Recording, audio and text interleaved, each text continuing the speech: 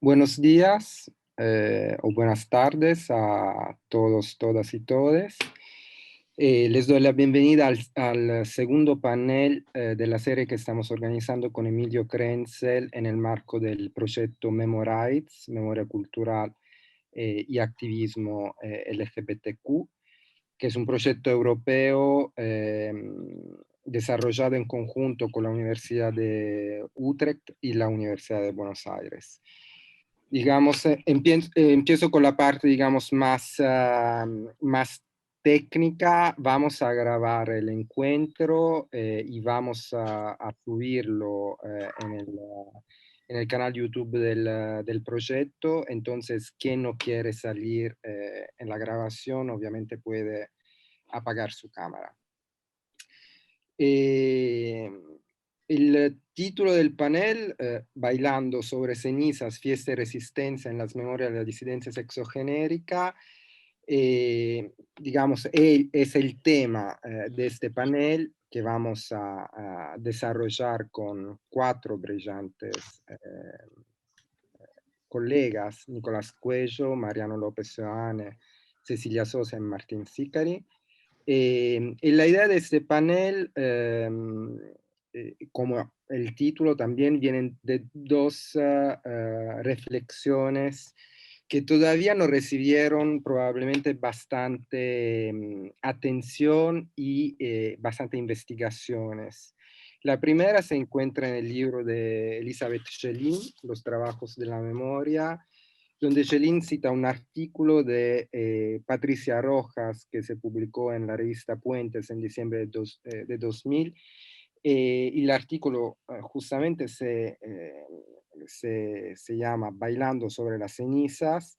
Y en este artículo Patricia Rojas dice, con canciones murgueras, obras de teatro y tema de rock, los jóvenes apelan a la alegría para reflexionar sobre la última dictadura militar. Sin melancolía, buscan alternativas para hablar de la trágica herencia del pasado. Y Schelin aquí se enfoca en particular en las prácticas de recuerdo y en la memoria de las nuevas generaciones, en particular con hijos, con la organización Hijos. Y entonces el tema es cómo prácticas discursivas y géneros discursivos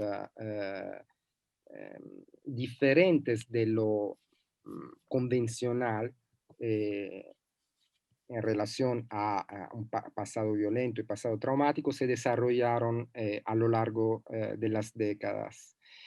La segunda reflexión sobre el tema viene del artículo de Anne Rigney, Remembering Hope, que se publicó en Memory Studies en 2018, creo, Recordar la Esperanza, donde Rigney toma otra tradición que es la memoria y las conmemoraciones de la Comuna de París, donde se usan registros, géneros y prácticas festivas para recordar derrotas históricas, también sangrientas, eh, con, digamos, géneros que no son los géneros normalmente conectados con el trauma. Entonces, aquí se cuestiona el trauma también como, digamos, categoría interpretativa para explicar estas prácticas de memoria y de recuerdo. Entonces, en este panel queremos hablar de estos aspectos, tradiciones, géneros o prácticas de recuerdo que cuestionan un poco este modelo. Eh, Empezamos con la intervención de Cecilia Sosa. Vamos a tener las tres intervenciones y el comentario de Martín Sicari y al final vamos a abrir a las preguntas del público. Entonces, Cecilia Sosa se graduó como socióloga en la UBA, trabajó como periodista cultural en el suplemento Radar de Página 12 y obtuvo su doctorado en drama en Queen Memory University of London. Su tesis fue premiada y publicada como libro, Queering Acts of Mourning in the Aftermath of Argentina's Dictatorship, Támesis Books, 2014. Es investigadora en los proyectos Staging Difficult Pasts, Royal Holloway, University of London, y Screening Violence de la Universidad de Newcastle. ¿Sí? Ha publicado artículos sobre memoria, afectos y performance y es coeditora de Entre telones y pantallas, afectos y saberes en la performance argentina contemporánea, librería 2020. Entonces la palabra a Cecilia y muchas gracias a Cecilia y a los otros panelistas para estar aquí. Gracias. Gracias, Daniele. Un gusto, un placer estar acá y gracias a vos y a Emilio por organizar este encuentro y del proyecto que está buenísimo.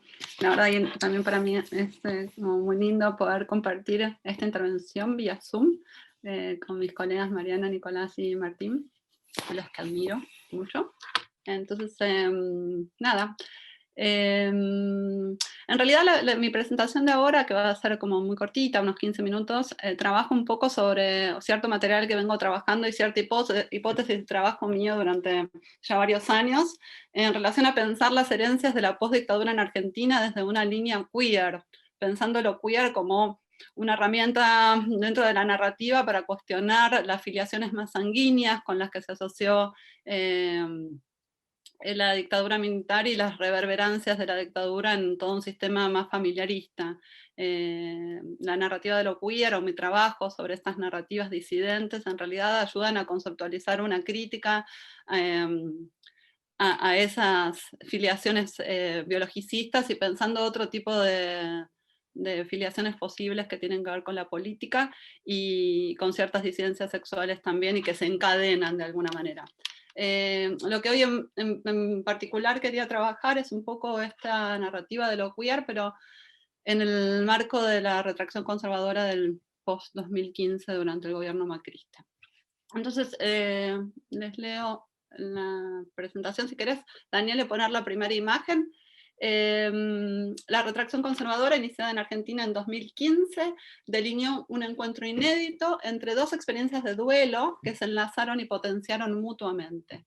Las condiciones de violencia generadas por el ciclo político neoconservador encabezado por Mauricio Macri nutrieron y sedimentaron las resonancias dejadas por la última dictadura militar, que se anudaron a una irrupción feminista, renovando por completo el escenario contemporáneo. Con impronta privatista y regresiva, la administración macrista buscó circunscribir todo atisbo de voluntad por lo común. La larga tradición asociada a las luchas por la memoria se anudó entonces a un nuevo despertar feminista, generando espacios de transmisión y contagio para audiencias ampliadas. Los cruces y desplazamientos entre las narrativas de duelo asociadas al pasado dictatorial y la corriente feminista antipatriarcal se proyectaron con urgencia e intensidad nuevas. En el ciclo iniciado en diciembre de 2015, entonces, el rechazo al terror militar incluyó por primera vez una denuncia de su componente sexista y misógino previamente ignorado. La reacción conservadora activó una performance no sanguínea que reveló una beta disidente y queer, memoria, desaparición y fiestas se enlazaron en un nuevo estadio de la experiencia de duelo. Me gustaría analizar este anudamiento en referencia a Las hijas del fuego, que es la última película de Albertina Carri de 2018. Albertina es una figura central en el nuevo cine argentino, hija de desaparecidos y directora de Los Rubios, en 2003, el documental que renovó toda la estética de la postdictadura. Y lo que me gustaría proponer es que Las hijas del fuego, que es una ficción pornográfica, logra llevar a la pantalla una amalgama excepcional entre desaparición, duelo y placeres y filiaciones alternativas que ya tenía lugar en las calles. Las hijas del fuego es una película escandalosa, no solo porque es pornográfica y lésbica, sino también porque logra reinventar una ficción de autofundación para tiempos de restauración conservadora. En 2003, Albertina Carri estrenaba Los Rubios, era el comienzo del ciclo kirchnerista. Las películas rubias del final del film daban vida a una comunidad en duelo disidente, no amparada en una familia heteronormativa. Al transformar los desaparecidos en figuras de ficción, las pelucas rubias hacían el duelo transferible, una forma de artificio político extendido y abierto ahora a afiliaciones múltiples. El film logró poner en escena un tipo de memoria disidente que establecía otro tipo de legados en relación a los ausentes. Esto lo sabemos, ¿no? De 2003 a 2015 fue un periodo donde las generaciones contemporáneas a los descendientes de los desaparecidos, pero no solamente, encontraron un terreno fértil para recrear sus legados traumáticos.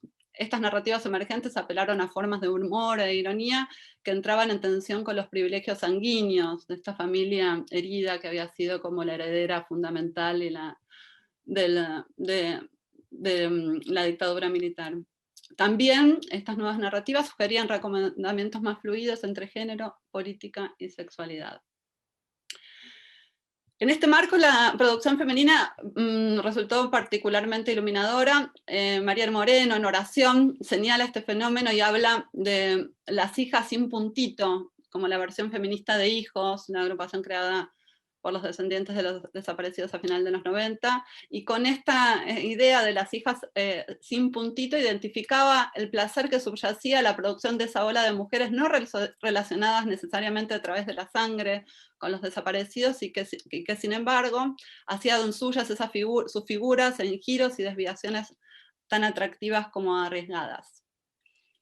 En el cierre, bueno, dentro de este ciclo podemos pensar desde Lola Arias, teatro, Mi vida después, y Mariana Eva Pérez, con su diario de Princesa Montanera, que ahora tiene una versión expandida.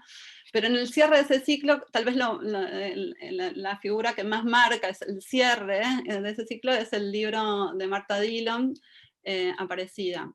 Marta es escritora y periodista y una de las fundadoras de Ni Una Menos, y en ese libro Aparecida revela las ansiedades de reencontrarse con los restos de su mamá 35 años después de su secuestro y asesinato. Aparecida es una carta extemporánea dedicada a esa madre recuperada, donde Marta discurría sobre las posibilidades de organizar un funeral como si fuera una fiesta. Y a mí me gustaría pensar que Aparecida anticipa el ciclo conservador y anuncia el tono afectivo de todo ese ciclo post-2015 en boca de una red de mujeres poseídas por un sentido del humor de hadas locas, como las nombra ella.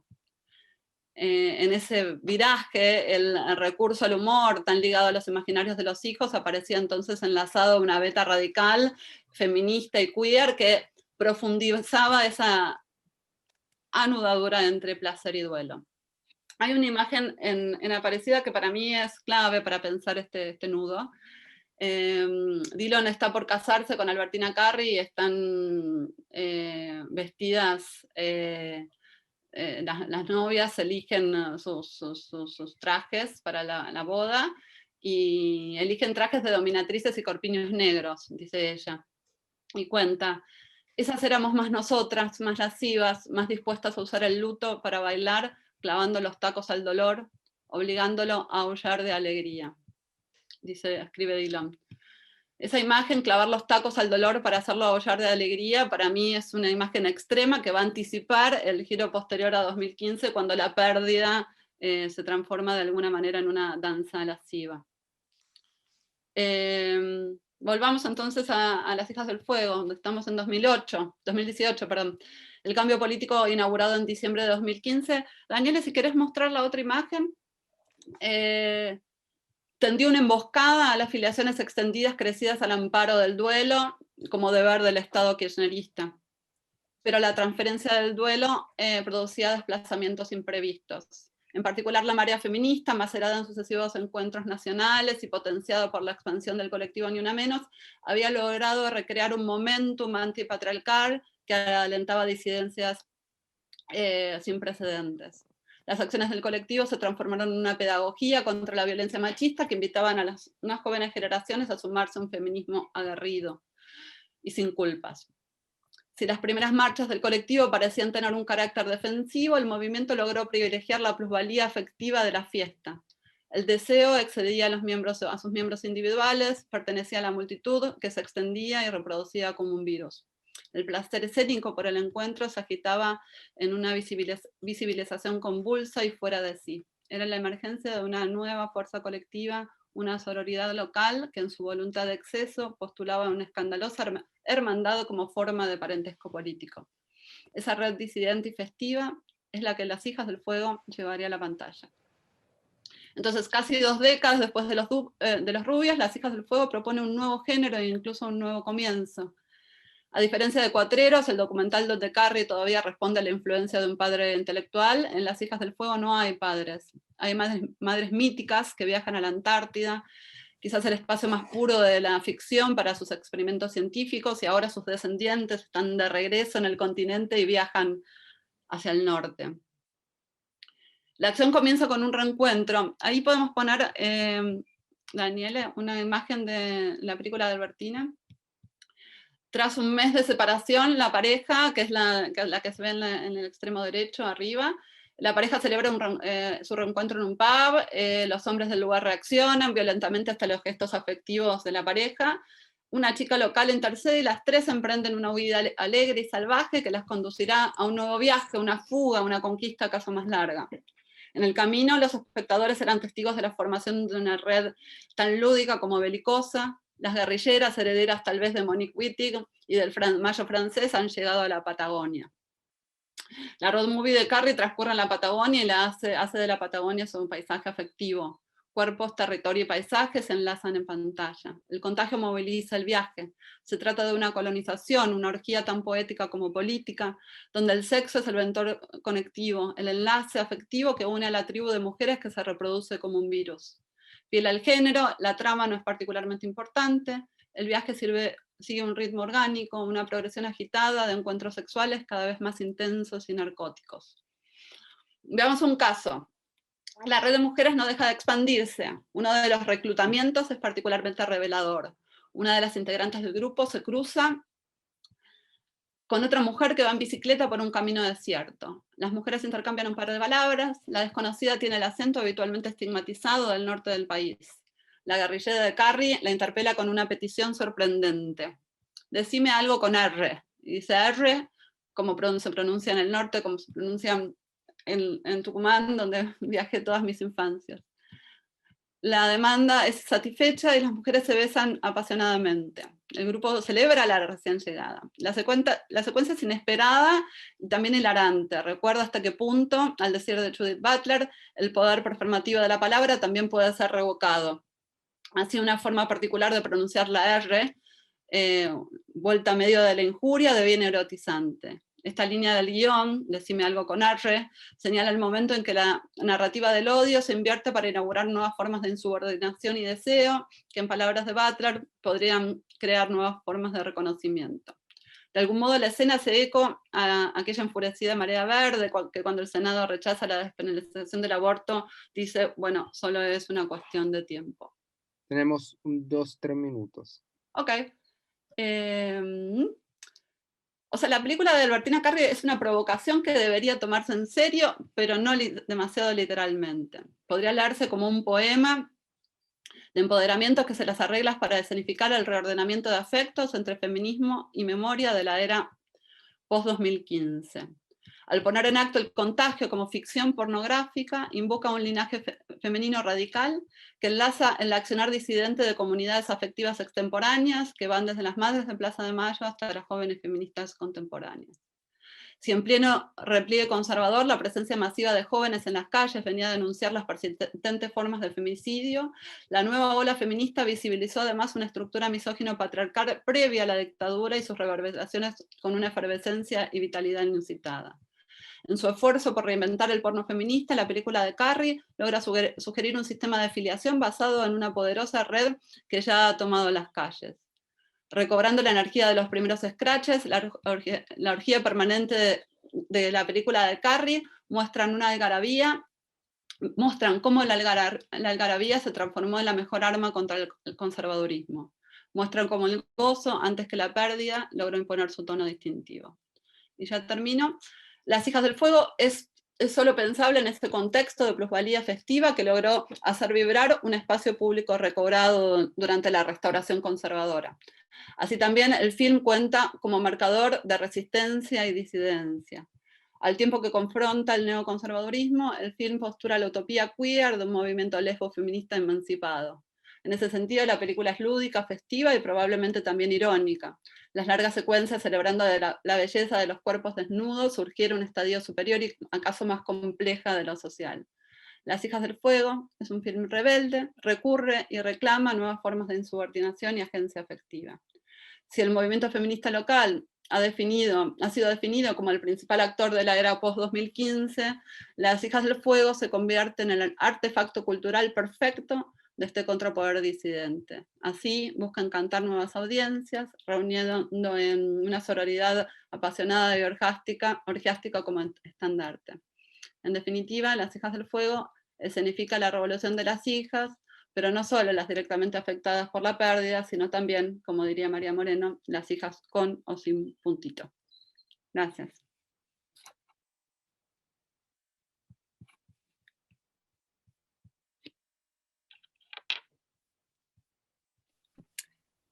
Gracias, Cecilia. Bueno, la intervención me pareció muy bien conectada también con la intervención de la semana, de hace 2 semanas de Bárbara Sutton, conectando los movimientos, también las imágenes de los movimientos aquí, bueno, en Buenos Aires, esperando que, digamos, volveremos a sonreír sin barbijos o sin mascarilla, como se dice. Eh, em, doy la palabra ahora a Mariano López Seoane, que es profesor e investigador en la New York University y en UNTREF, en donde enseña cursos de Historia Cultural de América Latina y de Estudios y Teoría Queer. Es además crítico, escritor y curador y ha publicado ensayos sobre arte contemporáneo, literatura, cine, teatro y políticas culturales. Desde 2020 es director de la maestría en Estudios y Políticas de Género de UNTREF. En 2017 publicó su primera novela, El regalo de Virgo, editada por Mansalva. Entonces doy la palabra a Mariano. Bueno, gracias Daniele por la invitación. Es una alegría estar aquí conversando con tantas y tantos compañeros. Me alegra estar con Nicolás, con Cecilia y también con Martín en este suerte de panel virtual.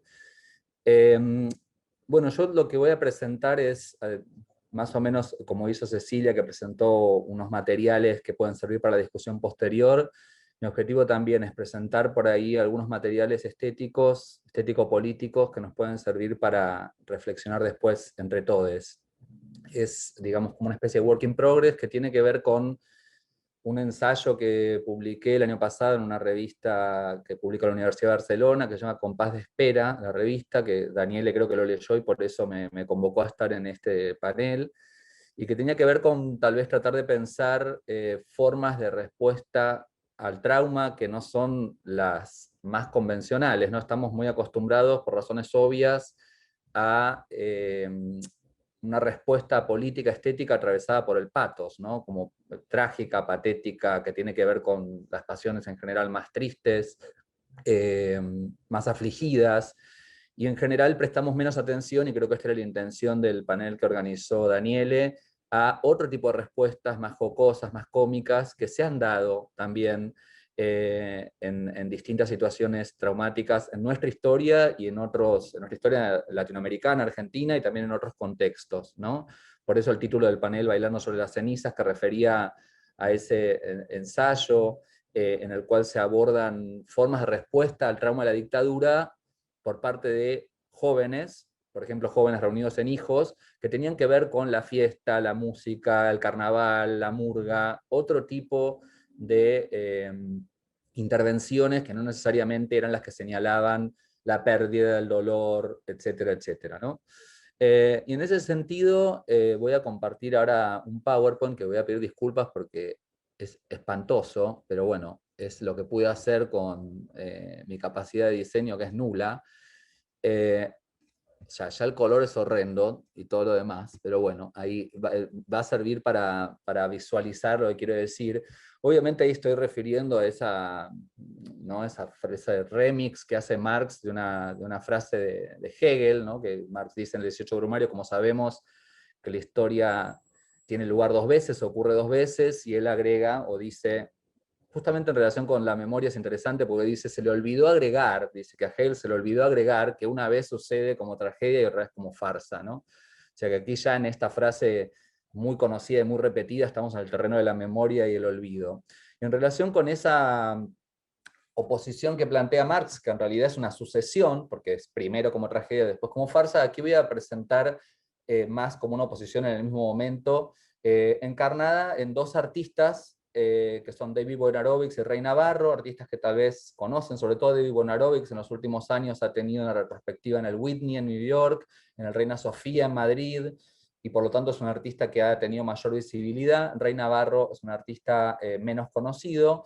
Voy a oponer estos dos artistas de una manera un tanto artificial, como todas las oposiciones sabemos que cuando uno las analiza en detalle dejan de funcionar, pero sirve para pensar la oposición entre dos modalidades, que podríamos llamar la modalidad trágica y la modalidad cómica, ¿no?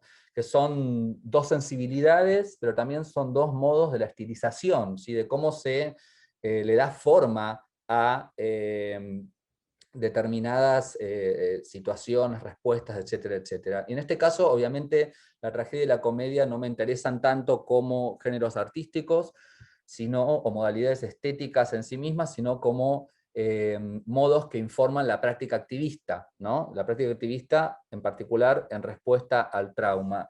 Y el trauma al que estos dos artistas responden, como aparece en el título, es la crisis del SIDA, tal como se manifiesta en los Estados Unidos, sobre todo en la ciudad de Nueva York, a fines de los años 80. ¿Sí? Y en particular, nos interesa ese momento, que es una, digamos, es una tragedia que aún no se ha cerrado, por supuesto, que aún cambiado de modalidad, la crisis del SIDA sigue entre nosotros. Nos interesa, y a muchos nos ha interesado, sobre todo en el último año y medio, en relación con esta otra pandemia que estamos viviendo, ¿no? Y cómo hay muchos investigadores que están viendo cómo las respuestas a la crisis del SIDA pueden ayudar a pensar respuestas a la crisis del COVID, aunque hay obviamente también diferencias. Y también es un momento que interesa muchísimo porque, como saben quienes estudian estos temas, es en ese contexto de la crisis del SIDA y de respuestas a la crisis del SIDA que aparece la resignificación del término queer, que abre la perspectiva teórica y política de lo queer tal como la conocemos hoy. Eso se da precisamente en este momento y muy cerca de estos dos nombres que estoy trayendo hoy. Yo me voy a enfocar particularmente en la coalición ACT UP, como lo dice la palabra coalición, es una unión de distintos grupos de activistas, y en particular en un grupo de afinidad que formaba parte de ACT UP, que es el grupo Art Plus Positive. ¿Sí? ACT UP era una coalición de distintos grupos de afinidad que intentaban reactivar la tradición de los grupos de afinidad de la Guerra Civil Española. Es una tradición anarquista de fines del siglo XIX que se reactiva la Guerra Civil Española, y luego muchos de los activistas de ACT UP intentan hacer como una especie de update de esa modalidad. ¿Sí? Entonces, me voy a concentrar, como dije, en este grupo de afinidad en particular. Estos dos artistas que estoy mencionando eran parte de ese grupo de afinidad, Art Plus Positive. Es un grupo que funciona entre 1989 y 1991 y que se forma particularmente en 1989 en respuesta a las declaraciones de un artista que se llama Mark Kostabi, que hace esa declaración que ustedes pueden leer ahí, que básicamente dice: el mundo del arte de los 80 está controlado por homosexuales, ahora están muriendo de SIDA casi todos, la verdad que qué triste que es esto, pero a la vez es algo bueno porque, como dice ahí, los homosexuales no participan activamente en la perpetuación de la vida. Esa es una cita textual de lo que dice este artista. En respuesta a esta frase, que encarna un sentimiento que era extendido en el mundo del arte straight, se forma Art Plus Positive, que es uno de los grupos de afinidad de ACT UP que tiene una producción estético-política. Probablemente el más conocido en este sentido sea Grand Fury. Algunos de los miembros de Art Plus Positive están ahí los nombres, voy a destacar algunos que son famosos, como Nan Goldin, Diamanda Galas, y los que me interesan particularmente hoy, David Wojnarowicz, Rey Navarro y Zoe Leonard, una poeta lesbiana que voy a comentar después qué rol tiene en el trabajo de Rey Navarro. Y el foco de Art Plus Positive, en una cita textual de su declaración, y es una cita que me gusta mucho, porque tiene que ver también con lo que estamos trabajando hoy, es un foco en cómo la historia con mayúsculas cae sobre las historias de vida, ¿no? Y la idea es una traducción mía del inglés, es la historia con mayúscula falls, ¿sí? Cae sobre las biografías, ¿no? Esa idea de la historia universal impactando directamente en los cuerpos y en las vidas de las personas, ¿sí? Entonces este es el colectivo en el que me voy a centrar, y más particularmente en una exhibición que hace este colectivo o grupo de afinidad que se llama An Army of Lovers, o Un Ejército de Amantes. Es una exhibición que se halla en Nueva York en noviembre de 1990, ahí tienen un flyer y tienen los nombres de los artistas. En la exhibición aparecen obras del colectivo en sí mismo y obras de las artistas individuales, como pueden ver ahí.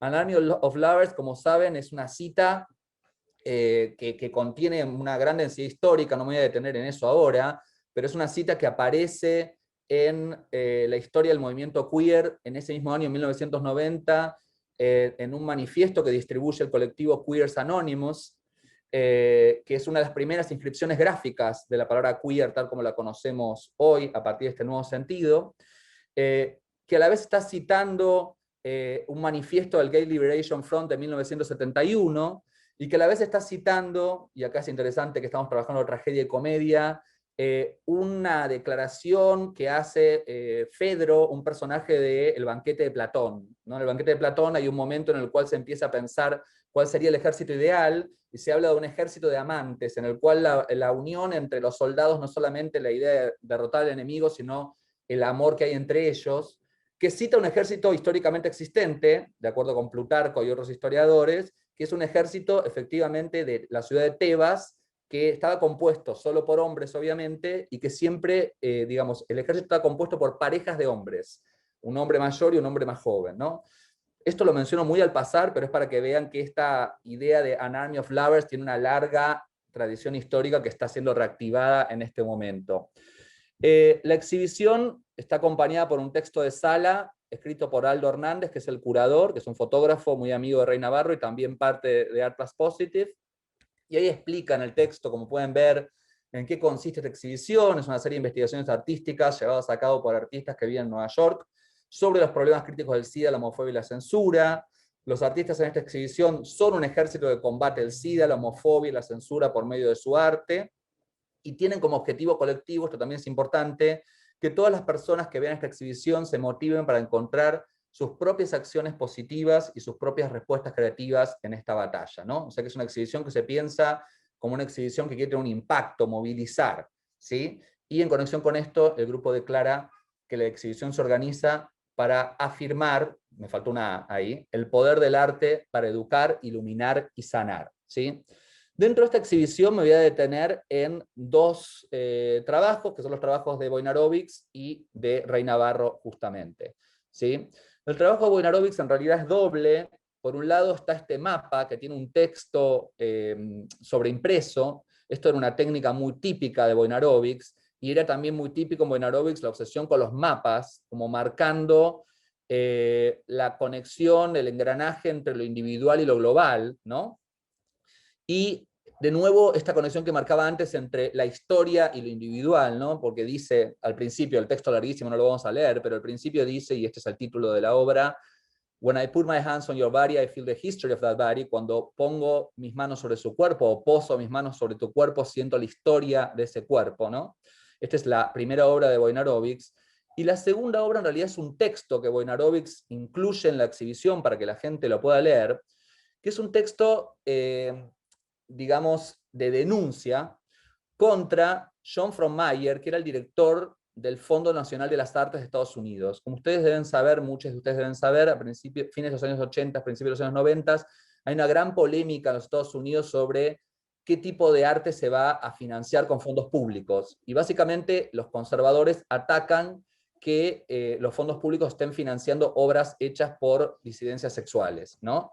Entonces hay una reunión entre el director del Fondo Nacional de las Artes, que es este hombre, y un grupo y colectivo de artistas. Wojnarowicz participa de esa reunión y es una intervención muy larga que él cita en su texto que pone en la exhibición. Y es un texto, ahí pueden leer una cita, no lo voy a leer ahora para no perder tiempo, pero es un texto que exhibe los rasgos del tono de Wojnarowicz, que es un tono siempre urgente, lacerante, muy agresivo en general y muy trágico justamente, ¿no? Muy serio también, con una hiperseriedad se podría decir, ¿no? Ahí hay una cita muy corta, ¿no? Lo que sucede aquí no concierne solamente al mundo del arte, no se trata de una serie de palabras, imágenes en el contexto del mundo del arte, se trata del asesinato legalizado y sistemático de homosexuales. Bueno, el tono es un tono muy pesado, ¿verdad? Serio, agresivo, y hay un momento del texto muy interesante en el que Wojnarowicz aborda su propia furia, su propia rabia, y comentarios de otras personas que dicen, Wojnarowicz está así de furioso porque es HIV positivo. Y él dice, eso me insulta, mi furia no tiene que ver con mi serología, mi furia es una herramienta política y un afecto político, ¿no? Esto entonces para mostrar el tono de Wojnarowicz. La obra de Rey Navarro, en contraste, es esta. Es una obra que hace con Zoe Leonard, y aclaro esto, ¿por qué? Porque Rey Navarro en el momento en que hace esta obra y participa en esta exhibición ya no se puede mover porque está muy enfermo, no puede ni siquiera tomar fotos, entonces le pide a esta amiga que tome las fotos, que haga los epígrafes, es decir, es una obra de alguna manera en colaboración, ¿sí? De acuerdo con lo que una crítica que trabaja con estas obras que se llama Deb Levine llama una política prostética, es decir, el otro o el grupo de afinidad funcionando como prótesis de la persona que no puede, por su propia incapacidad por la enfermedad, llevar a cabo la obra, ¿no? Y esta obra, acá se puede ver, son fotografías de los instrumentos que Rey Navarro necesita para moverse. Una silla de ruedas, un andador, un bastón, ¿sí? Es decir, son elementos bastante trágicos que tienen que ver con el impedimento que representa la enfermedad. Sin embargo, lo que hace él con esos epígrafes es transformar esta situación en una situación cómica, ¿sí? La silla de ruedas que está tirada en el piso, en vez de llamarse silla de ruedas, se llama hot butt, es decir, un culo sexy, diríamos nosotros en español, ¿sí? El andador que también está tirado, ¿sí? Se llama stud walk. Stud walk es como un andar de macho, digamos, ¿no? Entonces habla de que sería eso como un andar muy masculino, un caminar muy masculino. Y por último, el bastón, que está apoyado, no cumpliendo con su función, se llama third leg, que es igual en español y en inglés, la idea de que la tercera pierna obviamente alude al pene, ¿no?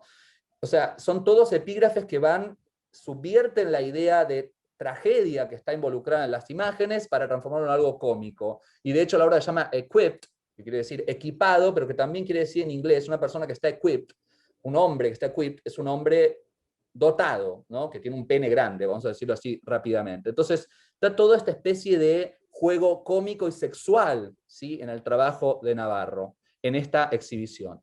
Quiero pasar ahora a otro momento, ¿sí?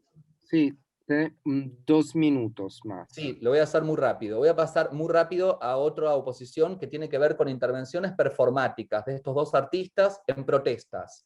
La primera de David Wojnarowicz es muy conocida en una protesta en la FDA, que es la Food and Drugs Administration de Estados Unidos, es decir, la institución que autoriza las drogas. ACT UP hace una protesta ahí muy fuerte para pedir que se aceleren los protocolos de aprobación de medicamentos contra el SIDA, y ahí Wojnarowicz viste esta campera que él mismo hace, que es una imagen muy conocida, que dice, si muero de SIDA, olvídense de mi entierro, simplemente tiren mi cuerpo en las escalinatas de la FDA, ¿no?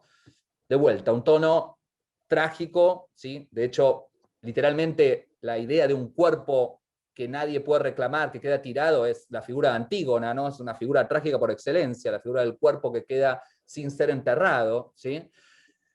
Esta es la intervención performática de Wojnarowicz. Les quiero mostrar un clip muy cortito de la intervención que hace Rey Navarro en una acción que hace ACT UP contra la Iglesia Católica en diciembre de 1989 en Nueva York, que se llama Stop the Church. Vamos a mirar un clip de 30 segundos y después lo podemos comentar. This is Jesus Christ. ¿Se ve? I'm in front of St. Patrick's Cathedral on Sunday. We're here reporting on a major AIDS activist and abortion rights activist demonstration, which will be taking place here all morning. Inside, Cardinal O'Connor is busy spreading his lies and rumors about the position of lesbians and gays. We're here to say we want to go to heaven too. Les podría mostrar un poco más, pero se entiende en esas simple 30 segundos. Lo que hace Navarro es una especie de drag paródico de Jesucristo. Él en otro momento se presenta a la cámara como, dice, yo soy, en vez de decir Jesucristo, dice JC, que es como las iniciales de Jesus Christ, ¿no? JC es el nombre de un rapero también, o sea, está como trayendo ese campo de sentidos, ¿sí? Y dice que es parte de la cadena Fire and Brimstone, que es como decir fuego y azufre, que es lo que Dios tiró sobre Godoma y Gomorra, ¿no? Es decir, tiene una intervención muy jocosa que tiene que ver con parodiar la figura principal de la iglesia, y eso contrasta mucho con lo que estaba sucediendo al interior de la iglesia en esa misma protesta, que era lo que ACT UP llamó, y se conoce como un die-in, es decir, los activistas fingiendo su propia muerte, tirándose en el piso, haciéndose pasar por muertos, como un modo de denunciar lo que está pasando con la crisis del SIDA. Frente a ese die-in trágico, patético, triste, Jay Navarro afuera participa de una especie de carnaval en el que su respuesta es esta parodia de la figura de Jesucristo, en la que activa también los elementos antisistema que tiene la figura de Jesucristo. Bueno, dejo acá entonces, pero básicamente quería presentar este contraste para que lo podamos pensar entre todos más adelante. Muchas gracias.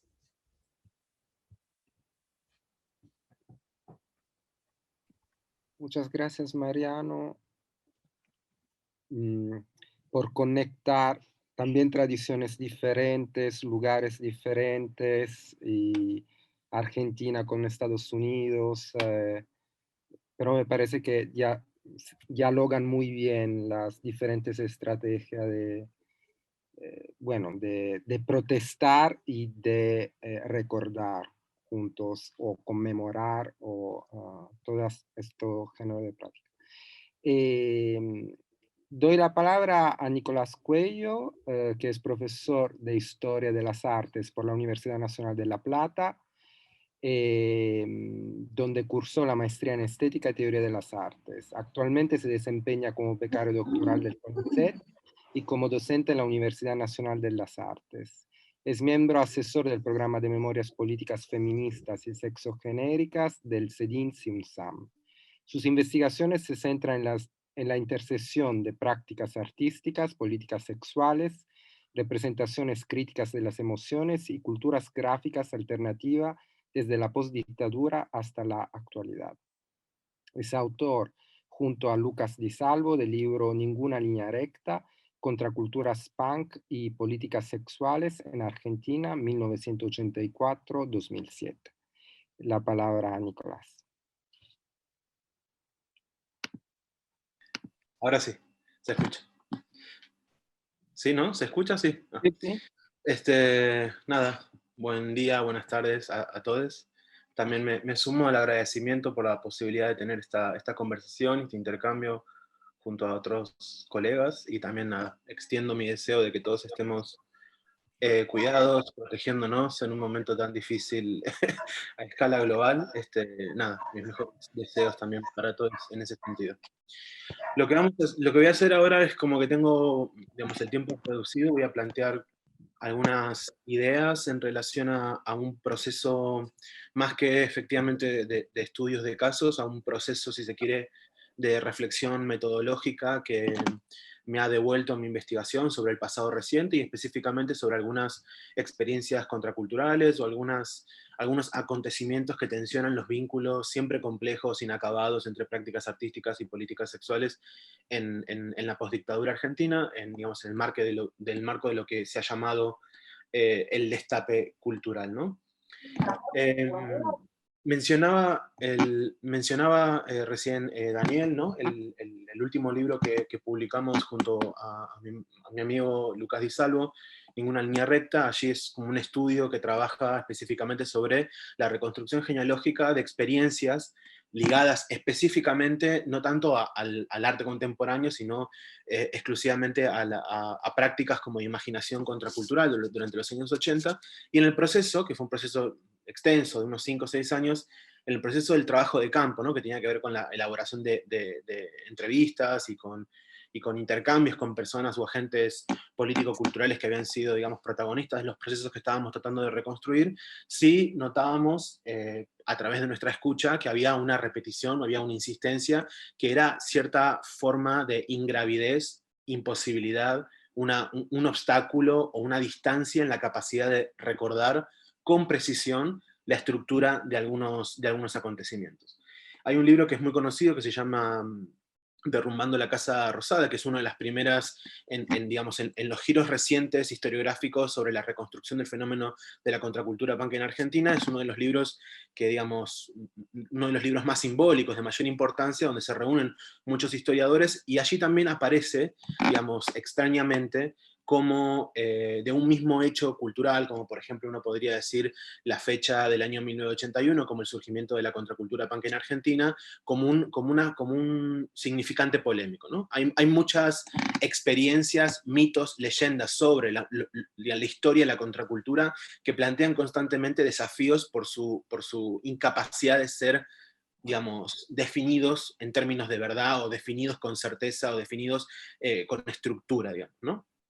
A partir de eso, hay una entrevista de un personaje, de un activista, un punk muy conocido en Buenos Aires específicamente, que se llama Luis Alacrán, que fue editor de la revista Rebelión Rock. Yo ahora, si me sale bien, voy a compartir imágenes. ¿Se está viendo, no? ¿Sí? Bueno, me acuerdo en la entrevista que teníamos con él en nuestro encuentro, cuando estábamos preguntándole sobre el proceso de constitución, digamos, de esa primera escena a partir del año 77 en Argentina de la contracultura punk, cuando trataba de recordar, digamos, esos eventos, como por ejemplo la Malvenida del Papa en el año 1987, que esta es la etapa, digamos, que retrata en términos con crónicas la reconstrucción de ese hecho, o incluso la marcha pagana hecha en el año 1986, en agosto del año 1986, cuando le preguntábamos sobre la estructura, los procedimientos, los modos de organización de esas experiencias, él particularmente tenía, ¿no? Y es característico y es conocido él por acordarse todo con mucha precisión. Y cuando terminamos la entrevista, él hace un comentario que para mí fue muy singular y que desde hace ya muchos años ha marcado como un giro en mis intereses, que es, yo de los años 80 me acuerdo todo, día por día, y de la misma manera que me acuerdo todo lo que hice durante toda esa década, puedo decirte que no hubo un solo día en que no tomara cocaína y estuviera en pedo, ¿no? Estuviera alcoholizado. Entonces, a mí hay algo que, digamos, lo que me llevé de esa experiencia, efectivamente, que después fue una experiencia que trasladé hacia el encuentro con otros protagonistas de estas experiencias que estaba intentando reconstruir, la posibilidad de pensar, digamos, cómo es que acontece el proceso de reconstrucción crítico de la historia contracultural, y en este caso experiencias que reaccionaron o fueron una respuesta hacia la marca traumática que dejó la última dictadura militar por parte de una generación, como en la revista El Porteño fue mencionada, ¿no? Esta generación yogurt de nihilistas, autodestructivos, desencantados de la política tradicional y de los imaginarios de la revolución de izquierda, y al mismo tiempo coqueteando con el consumo masivo y con la apertura, digamos, de los intercambios económicos neoliberales, ¿no? de la primavera democrática. Pensar cómo en la experiencia de esa juventud rebelde, la intoxicación y ciertas formas de intensidad, digamos, experiencial, modifican, modulan, necesitan y reclaman otras formas de, digamos, no solamente de representación de cuáles son los lenguajes posibles en las que el trauma puede aparecer reelaborado o puede ser reelaborado, sino que otros lenguajes históricos pueden abordar esas reelaboraciones, digamos, queer del trauma en la postdictadura o en el marco del destape cultural argentino, ¿no? Entonces ahora voy a mostrar, digamos, también para sumarme al trabajo de mis compañeros, compañeras, también voy a mostrar algunas imágenes de estos acontecimientos, después voy a hacer una mención final. Durante los años 80, obviamente, digamos, el gran protagonista, digamos, el movimiento social, digamos, que emerge, irrumpe y se vuelve el gran protagonista de este proceso de reelaboración pública, colectiva, política y de ocupación del espacio público del trauma que generó la dictadura, es el movimiento de derechos humanos, ¿no? Pero también es interesante ver cómo en las postrímeras del movimiento de derechos humanos, muchas veces en relaciones como de tensión, de rezagamiento, sospecha e incluso desacuerdo político expreso, existieron un conjunto de sujetos, digamos, más vinculados a ciertas zonas subterráneas, a la marginalidad poético, política, cultural y económica, que plantearon otras formas, digamos, de reaccionar contra esta promesa, otro significante polémico, y un significante, digamos, inestable, ¿no? Que fue la democracia o la promesa democrática de la recomposición post-dictadura, ¿no? En ese marco, en esa historia, se generan una suerte de alianzas entre activistas, voy a decir activistas homosexuales, pero podríamos encontrar otros nombres, digamos, más críticos y un poco más revulsivos para nombrar su experiencia, feministas, trabajadoras del sexo, vagabundos, drogadictos, y sobre todo, bueno, personas vinculadas a las contraculturas musicales que emergen a partir del año 77-78 en Argentina. Por ejemplo, eventos, digamos, que han pasado casi desapercibidos para la historia que ha reconstruido los escenarios de, digamos, de acción política en la postdictadura, como las marchas en contra del abuso policial organizadas por este colectivo Juventudes Rebeldes que, digamos, por ejemplo, está apoyado por Zaffaroni, digamos, un juez fundamental para la historia de los derechos humanos en Argentina, ¿no? Digamos, él fue quien daba formación para estos jóvenes que luego generaron sus propios programas de intervención pública y de reclamo de justicia y cese ante una continuidad represiva que, digamos, a la luz del día parecía haberse obturado, pero en realidad en el marco, digamos, de la experiencia de la noche y en el marco de la, digamos, de esos espacios en donde otros cuerpos intentaban experimentar la extensión de su propia libertad, digamos, el terror cultural, político y sobre todo moral de la dictadura seguía en una amplia continuidad, ¿no? Experiencias, sigo mostrando imágenes, experiencias como les comentaba, estos actos contra la violencia policial. Es interesante pensar cómo, por ejemplo, los edictos policiales, tanto por disturbio en la vía pública como por uso de ropa de sexo indebido, fueron, digamos, los grandes articuladores de estas alianzas que a mí me interesa identificar como queer en Argentina, en tanto, digamos, mapean la experiencia de muchos sujetos y experiencias sexogenéricas muy distintas entre sí, ¿no? Y también de clase y de raza entre sí. Acá una marcha del año 1985, en la segunda marcha organizada por jóvenes punks, heavy metals, prostitutas y activistas y homosexuales contra el abuso policial. Otro ícono dentro de mi investigación, digamos, es la creación de la Marcha Pagana, digamos, a partir de una coalición que se llamó Coordinadora de Grupos Alternativos, que fue, digamos, fueron todos estos sectores que estoy nombrando que, digamos, se organizaron en pos de una respuesta contra una discusión central que hubo en los años 80, que fue la ley de divorcio vincular, ¿no? Y cómo, digamos, se crearon a partir, digamos, de la desidentificación con lo que muchos activistas o agentes contraculturales de la época denominaban la nueva vida careta, ¿no? La careta de la recomposición democrática, ¿no? Esta retórica, este lenguaje expresivo de la apertura democrática o del destape cultural que identificó, digamos, que identificó espacios para las libertades individuales en tanto y cuanto estuvieran alineados con los guiones propuestos por la familia nuclear, por la heterosexualidad obligatoria y por ciertas formas de vida, digamos, correctas, normales y afirmativas, ¿no? Estos espacios, como estas experiencias, como la Marcha Pagana, digamos, convocada en agosto del año 1986, como acá hay una foto de Ilse Fuscova con Gustavo Solá adentro de esta marioneta del macho cabrío, ¿no?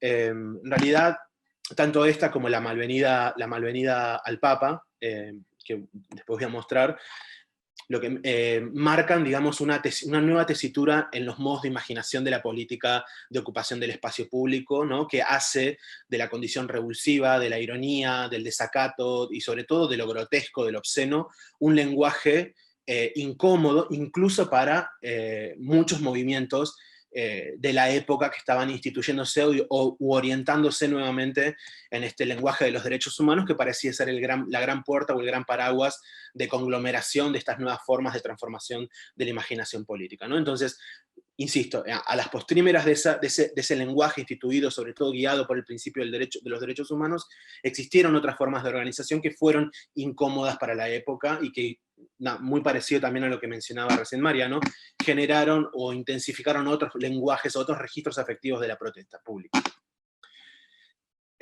Bueno, acá hay un fragmento que después me interesa leerles, voy a ver si lo puedo encontrar, de un diálogo que acontece en el momento en que se reprime a la marcha pagana, ¿no? Que da cuenta, lo leo muy rápido porque da cuenta un poco de las características efectivas de este modo de producción de una política que a mí me interesa identificar como queer, en tanto es inadecuada o inadaptada sobre los regímenes rectos, coherentes y unilaterales que propone la política seria de la transformación social, ¿no?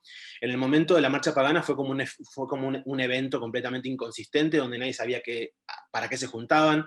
Se juntaban con la consigna separación de la iglesia del Estado, pero no tenían demasiada idea de qué hacer en ese momento. Estaban todos vestidos, digamos, había un dress code que era ir disfrazado de cualquier tipo de personaje. La mayoría fue como monjas sexys, curas, ¿no? Había una cosa todo muy, digamos, voluntariamente esquizofrénica de cómo plantear una forma de ocupación del espacio público.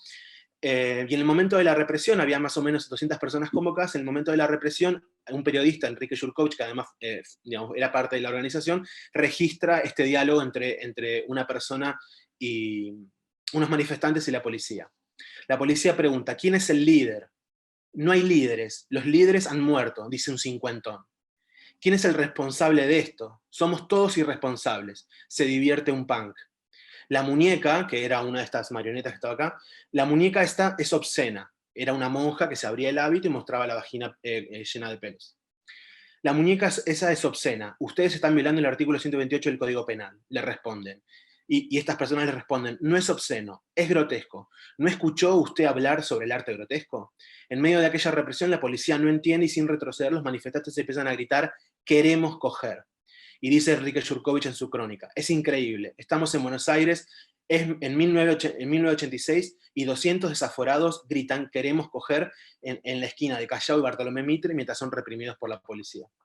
Un poco esta suerte como de esquicio, ¿no? Esta imagen medio desquiciada sobre cómo puede acontecer una política en respuesta, digamos, a los efectos o a la continuidad de la marca traumática de la moral sexual represiva que impone la dictadura durante su proceso, es algo que me interesa y también marca, digamos, una tonalidad diferencial de este otro lado, si se quiere, del destape cultural, ¿no?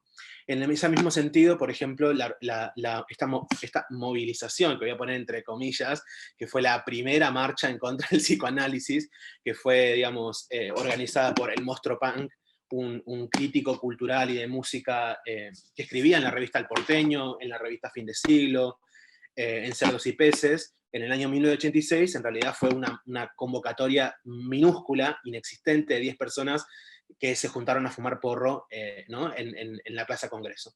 Es interesante cómo hoy, por ejemplo, cuando estas experiencias intentan, si bien el proceso de elaboración es muy interesante porque plantea una reflexión crítica sobre la ruptura del discurso psicoanalizante en Argentina en los años 80, y además da continuidad a un imaginario, digamos, crítico que heredan ciertos agentes contraculturales a las juventudes rebeldes durante el destape cultural, de las críticas que los movimientos liberacionistas sexuales hacían sobre el psicoanálisis. Es interesante cómo se generan estas suerte como de ficciones históricas en donde estos grupos de amigos, de 5, 6, 7 amigos, que en realidad los unía el placer, ¿no? Los unía la discusión política mediada por el uso de drogas, los vinculaba la afinidad sexual, ¿no? Los intercambios sexuales, pero también, digamos, una afinidad política, crean estas experiencias en lenguajes que hoy, históricamente, si no conocemos mucho el trasfondo, parecieran ser mucho más de lo que fueron, ¿no? Otra imagen sobre la Malvenida del Papa, que es un flyer que distribuía Enrique Jurkovic, que también era editor de la revista Manuela. Otro flyer, digamos, otros de estas grupalidades ficcionales que se creaban durante la década de los 80, como el grupo El Pinchazo, un grupo antiautoritario, ¿no? Que era una ficción política creada por Miguel Ángel Lenz, entre muchas otras. Digamos, él fue un gran artífice de ficciones políticas durante los años 80, en donde solamente era él, digamos, él estaba solo creando estas pequeñas grupalidades que existían a partir de sus volantes y de sus dibujos, donde él hacía circular miradas críticas sobre la sexualidad, sobre el SIDA, sobre la represión policial, ¿no? Sobre la intervención de la iglesia y la relación con el Estado. Acá Perdón, otra también de... Sí. 2 minutos. Bueno, me apuro más de lo que me estoy apurando. Acá hay también otra imagen de estos grupos o estos espacios, ¿no? Que planteaban como formas de organización política o formas de imaginación lúdica en torno a lo político, ¿no? Como FIFA y Autogestión, que fue un grupo, digamos, que tuvo sus integrantes, pero al mismo tiempo eran todos cambiantes, eran como un espacio de mucha inorganicidad. Lo que quería mostrar con estas imágenes muy rápido es que efectivamente existe en el marco de lo que se conoce como el destape cultural, que obviamente también es un campo de estudio en el que se pueden disputar muchos sentidos en relación a cuán abierto fue o cuáles son sus significaciones sexogenéricas, ¿no? Al plantear la idea del destape, ¿no? La idea del mostrar o la idea incluso de cierto sentido de la desnudez. Me interesa ver que, digamos, hay algo que une a todas estas experiencias, que es cierta forma de inconsistencia, ¿no? Cierta forma de inconsistencia para el discurso de la historia y al mismo tiempo cierta forma de desilusión, ¿no? Desilusión política en torno al proceso de recomposición democrática.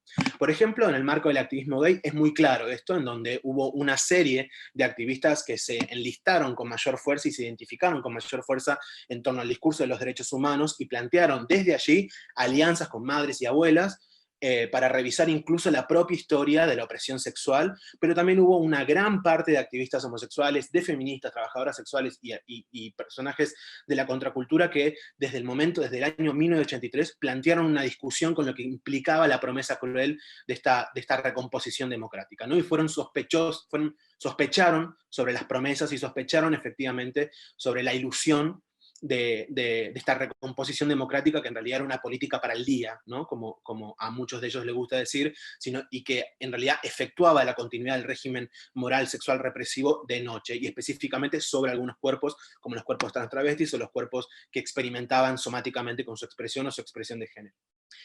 En ese sentido, a mí, digamos, mucho de la idea de desilusión es algo que viene articulando mi deseo por pensar una historia que pueda incorporar, ¿no? Que pueda incorporar ese sentido práctico de la desilusión como una metodología, ¿no? Y pensar no solamente cómo es que pueden existir estas experiencias en el marco de las respuestas al trauma que implicó la dictadura, sino también pensar cómo la misma historia produce traumas sobre esas experiencias al no volverlas visibles, porque no responden a la exigencia lineal, blanca, ¿no? de una transparencia significante, ¿no? Entonces, muchas de estas experiencias que son incompletas, que están contradictorias, que son, digamos, incómodas para lo que ya se ha canonizado como la historia de la primavera democrática, del destape o de la recomposición democrática, tienen un sentido que es muy generoso para revisar cuáles pueden ser las poéticas de aproximación, de elaboración, insisto, no solo del trauma, sino de las historias sobre el trauma.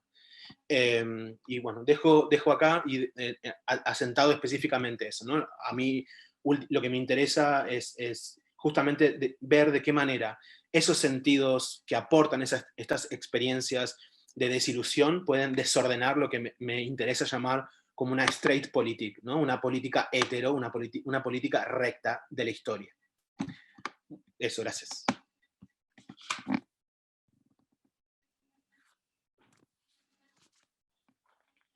Tengo que dejar de... ¿Cómo dejo de bajar? Listo. Muchas gracias, Nicolás. Justamente la semana que viene con Natalia Milanesio vamos a hablar, creo, del tema del destape. Viene de salir su libro en la traducido en español aquí en Argentina. Una etapa hermosa. Y que se publicó hace 2 años, creo, en inglés. Y gracias también, bueno, todas las imágenes de las marchas paganas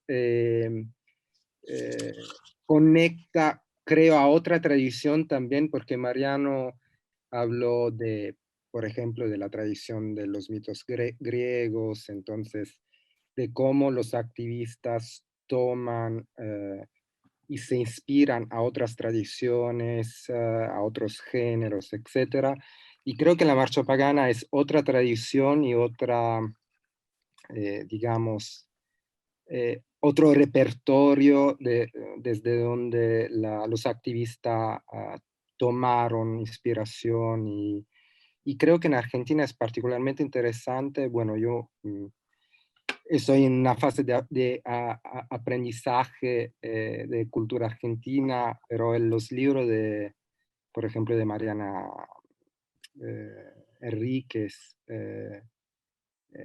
toma esta tradición y hay una tradición en este sentido que me parece muy interesante sobre cómo este tipo de género se moviliza también para contar el pasado argentino, de la historia argentina.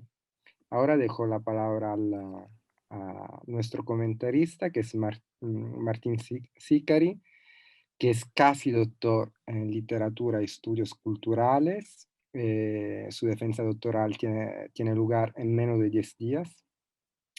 Es licenciado en Historia por la UBA, realizó su doctorado en la Universidad de Lovaina, en Bélgica, en el proyecto Digital Memories, financiado por una beca del Consejo de Investigación Europeo.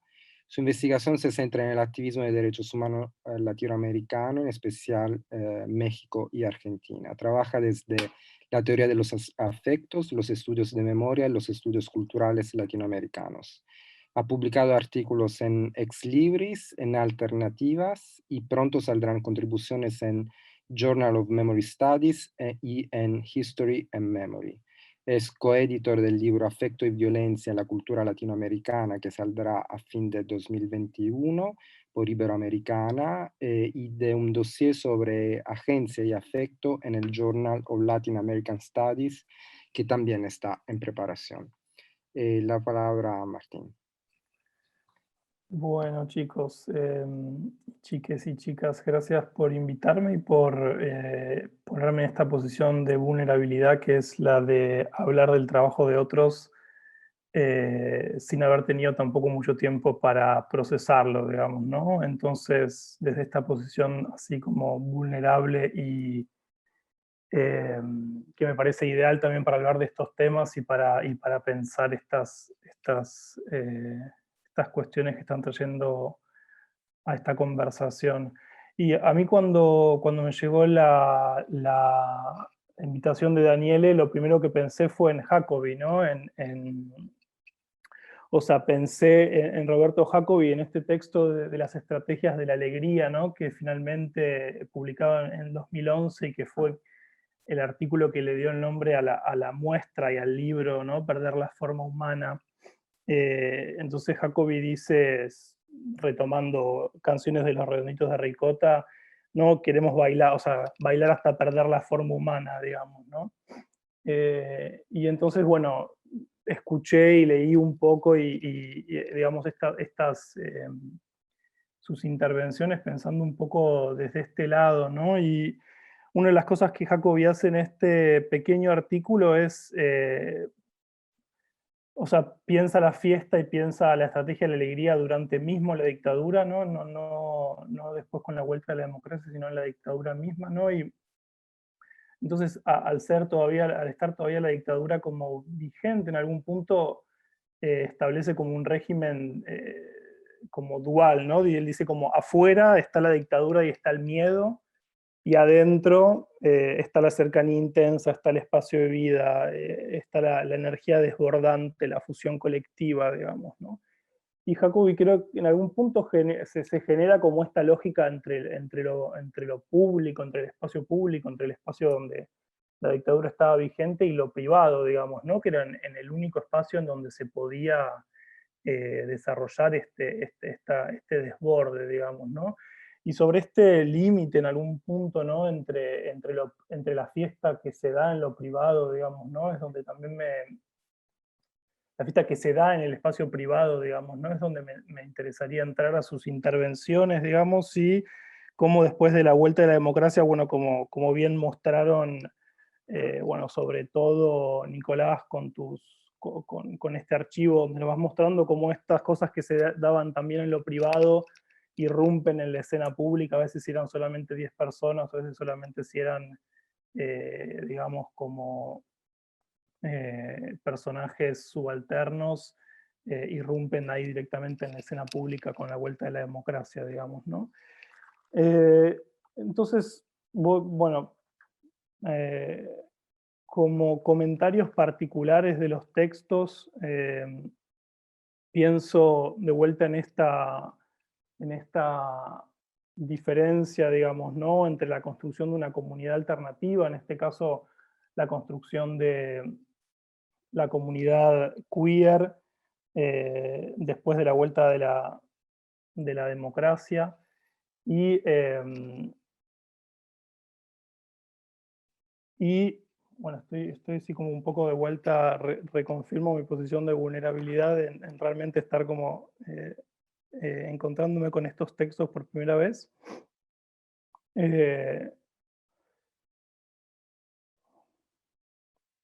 Un segundo. Bien. Bueno, a ver, para ir más directo a preguntas o intervenciones de los textos que acaban de compartir, ¿no? Bueno, sobre el texto de Ceci, que es el que más tuve tiempo de digerir, porque ella me lo compartió antes, digamos, ¿no?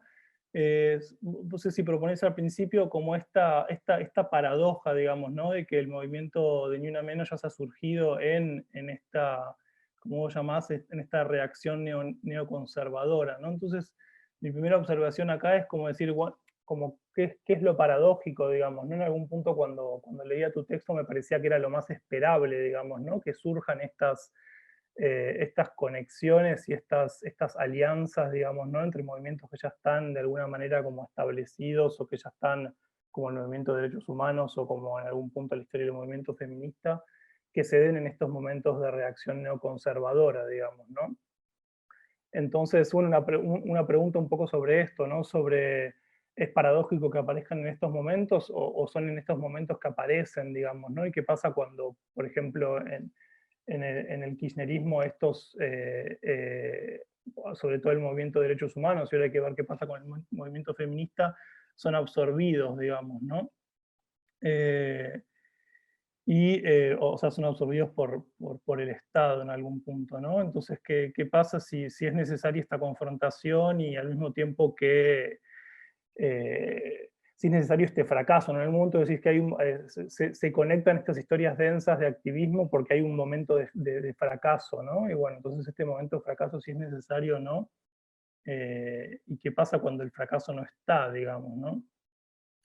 Y al mismo tiempo vos planteás a través de la película de Carrie que se está construyendo, digamos, ¿no?, que la película de Carrie es una emergencia estética, una película que muestra un rearmado afectivo de mayor amplitud, digamos, ¿no? Entonces, preguntarte un poco, ¿no?, que como decís, hace mucho que estás trabajando, o que estás trabajando con estos temas a más largo plazo, digamos, esta conexión entre el movimiento de derechos humanos y el movimiento feminista. Preguntar un poco, digamos, cuál es la permeabilidad de esta conexión dentro del mismo movimiento feminista, estas mujeres, estas chicas jóvenes que aparecen en las calles de Buenos Aires, digamos, ¿no? ¿Cuánto comparten, digamos, ¿no?, esta conciencia del terrorismo de Estado, y esta conciencia de la conexión del terrorismo de Estado y la conexión como afectiva y material, digamos, ¿no?, del terrorismo de Estado y el activismo de derechos humanos que surge después con el movimiento de mujeres, digamos, ¿no? Si eso es compartido o no, si eso se vive en realidad de manera crítica en la academia, o realmente como aparece, digamos, ¿no?, esa alianza, digamos, ¿no? Después, pensando un poco en la intervención de Mariano, y cómo estas estrategias performáticas y estas muestras, digamos, ¿no?, intentan cambiar el régimen de visibilidad del HIV, digamos, ¿no? y de la crisis del SIDA, digamos, ¿no? Me pregunto qué está, o sea, lo pienso en relación a lo hipercontemporáneo, ¿no? Lo pienso en relación a qué está pasando hoy en día también con la discusión y con el vocabulario alrededor del HIV, digamos, ¿no? Y pienso, por ejemplo, en el PrEP, y cómo el PrEP también se volvió como una etiqueta, digamos, que oscurece en algún punto, que en algún punto impide la discusión o impide el compartir la información sobre el estado serológico, digamos, ¿no? Y directamente es como el PrEP, digamos, también establece una cierta, digamos, como a ver si podemos volver un momento previo, digamos, al SIDA, donde podíamos tener sexo sin preocuparnos, digamos, ¿no?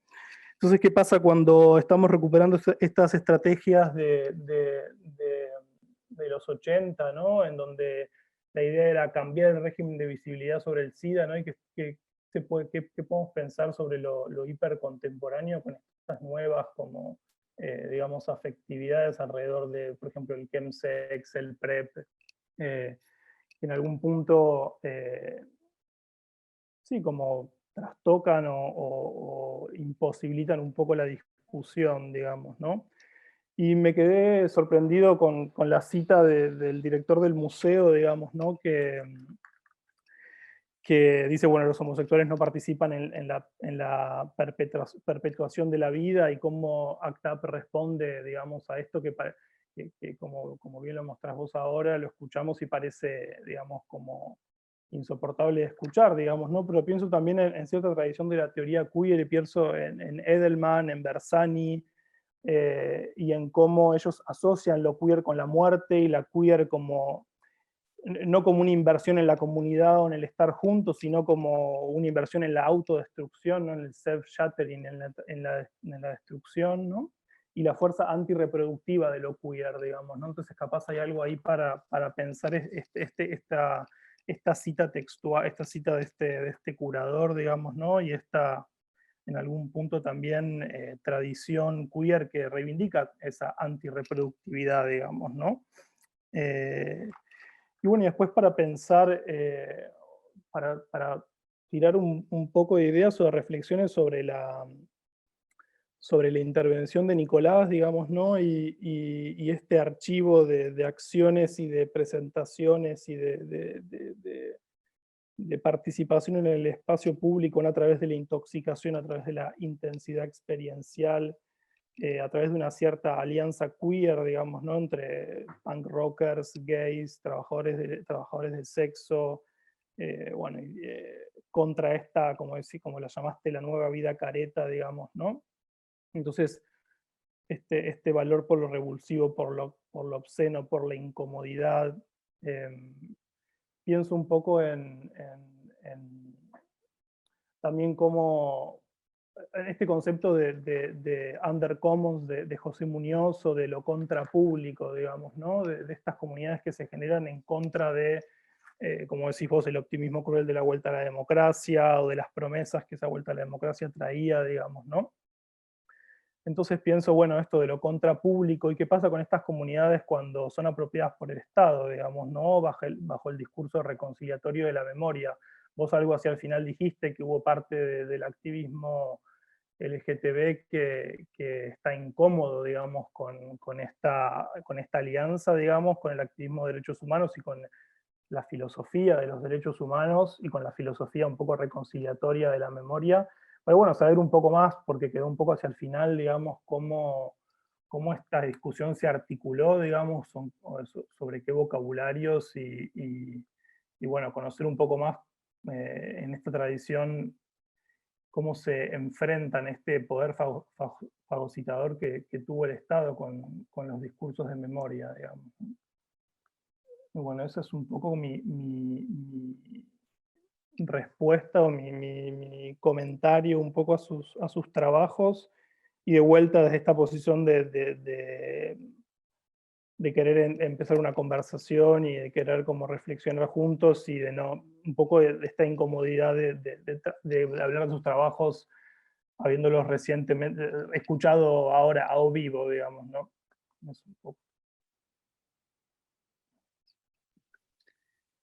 Gracias, Martín. Sí, queremos empezar con Cecilia y avanzar como en el...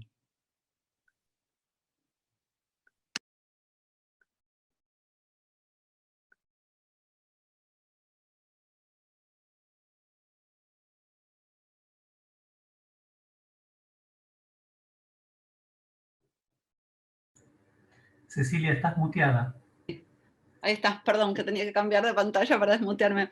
Gracias, Daniela, y gracias, Martín, que siempre como comentarista vulnerable siempre sorprende y hace como unas magias y anuda cosas ahí de una manera muy linda. No, me encantó todas las preguntas en relación a lo que decías en relación a mi intervención. Me gustó como lo planteaste, me parece que está bueno. Diría en relación a ese fracaso, ¿no? Me parece que la paradoja más bien tiene que ver con que se produzca esta amalgama en el momento tal vez menos esperado, no por la irrupción feminista, sino más bien cómo se combinan esas experiencias de duelo en la restauración conservadora, cómo se agita y cómo esas resonancias o esas reverberaciones de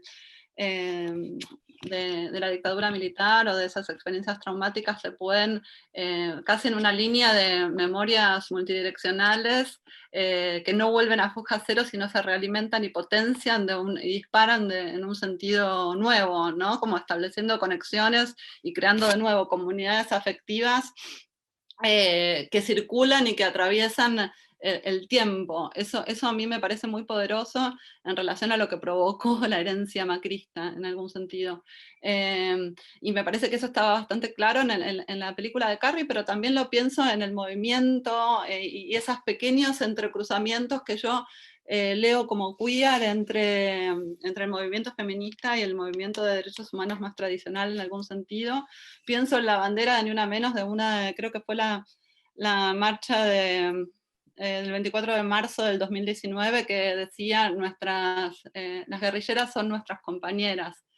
Cuando me parece que hay algo muy inteligente en el movimiento feminista, cuando logra establecer este vínculo y este diálogo, donde se generan conexiones, esto que estoy pensando en Dean Shaw, pensando esos vínculos donde la historia no se repite como farsa, sino que se establece en una línea totalmente afectiva en su capacidad de cruzar e interrogarse mutuamente. Esa construcción de esas guerrilleras que yo veía en Wittig también, como la idea de guerrilleras, es el famoso libro de Wittig, podía intervenir la Patagonia, me parecen como momentos más benjaminianos, que son iluminadores y que nos permiten pensar cosas muy interesantes.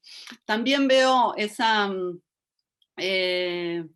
vértigo, por ejemplo, cuando la ESMA como museo de memoria se transforma en un escenario inesperado para encuentro de generaciones diferentes de mujeres.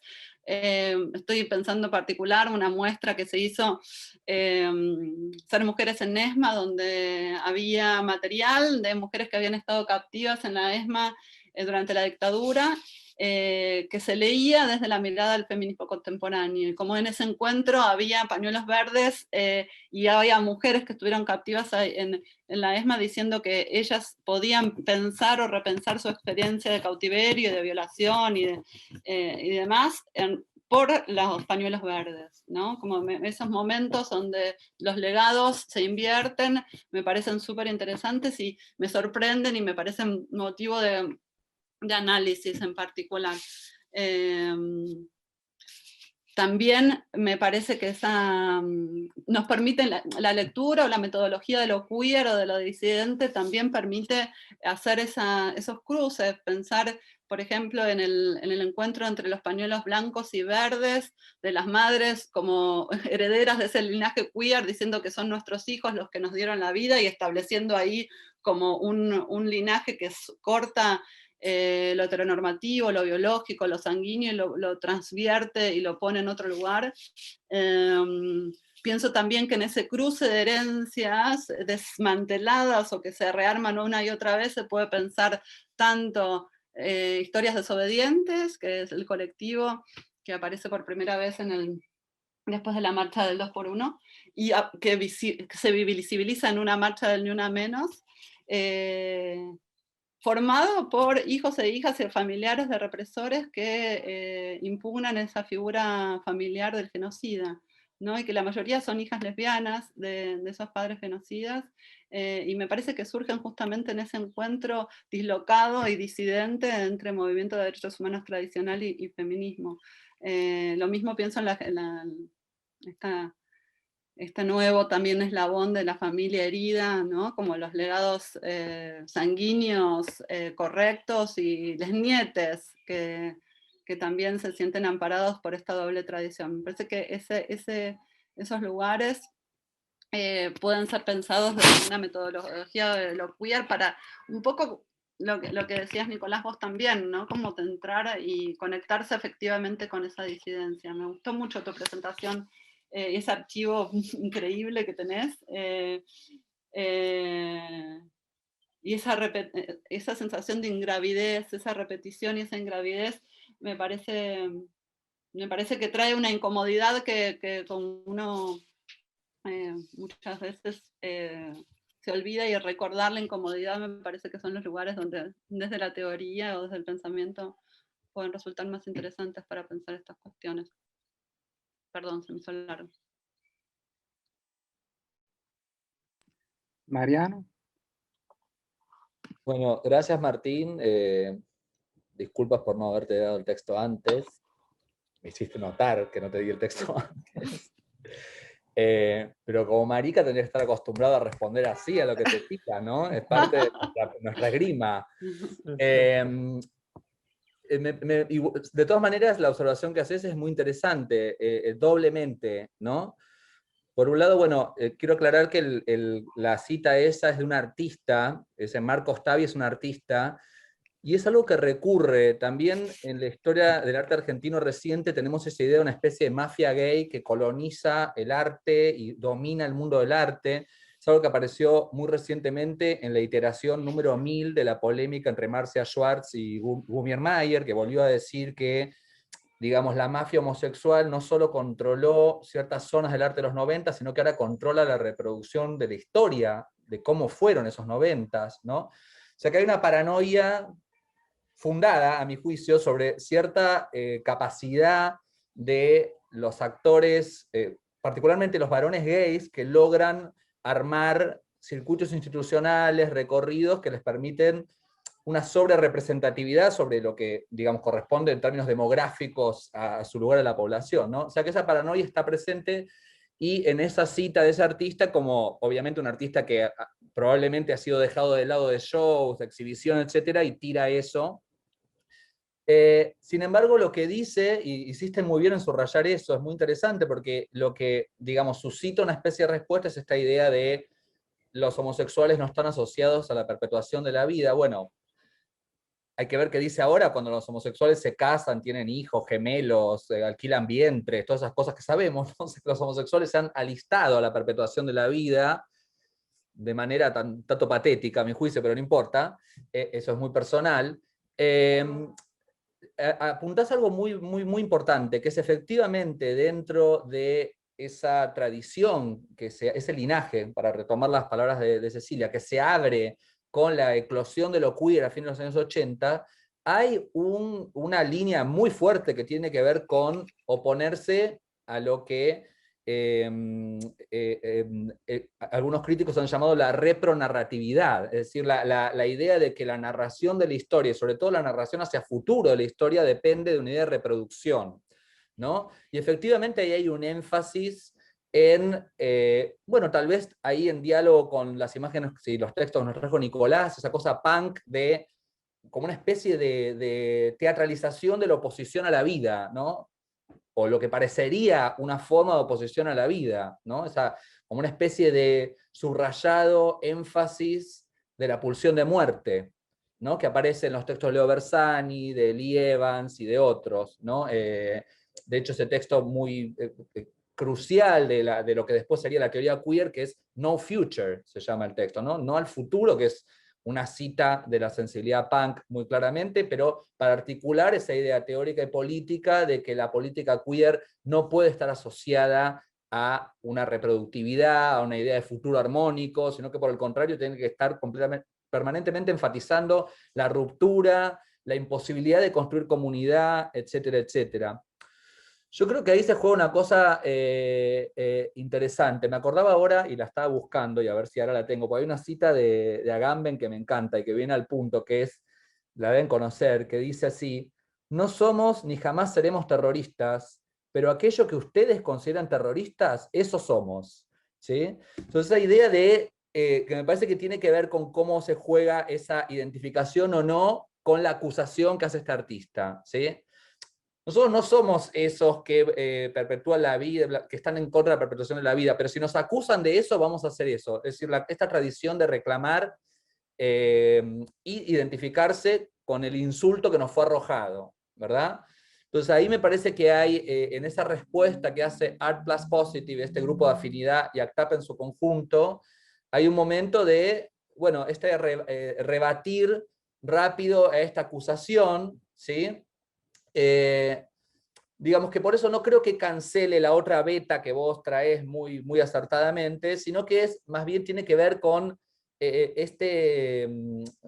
como ante la acusación me planto, ¿sí?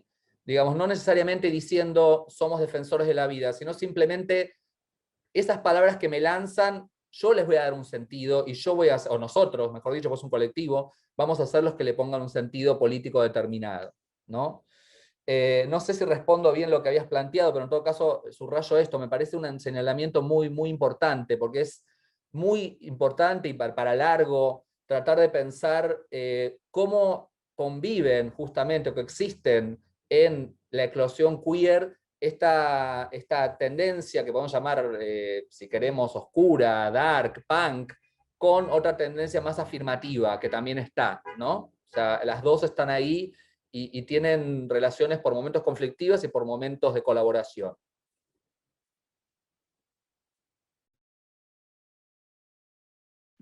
Nicolás.